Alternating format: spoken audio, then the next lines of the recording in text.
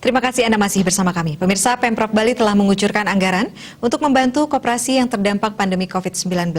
Kondisi koperasi di Bali yang berjumlah 4.004 koperasi, baik binaan, provinsi maupun kabupaten kota, berjalan baik.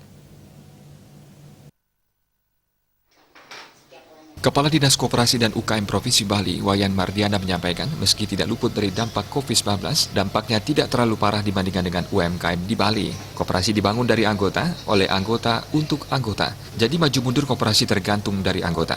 Mardiana menambahkan, kebijakan Gubernur Bali dalam rangka membantu koperasi di masa pandemi COVID-19 adalah memberikan stimulus usaha. Gubernur Bali telah mengalokasikan anggaran untuk koperasi, baik binaan provinsi maupun binaan kabupaten, sebesar 43 miliar rupiah lebih yang diberikan kepada koperasi binaan provinsi sebesar 30 juta rupiah dan koperasi binaan kabupaten kota sebesar 10 juta rupiah.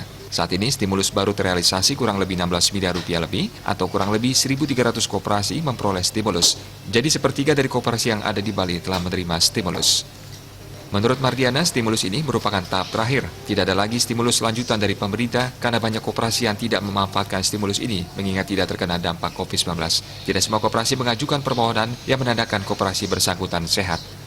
Citamaya Bali Pos melaporkan.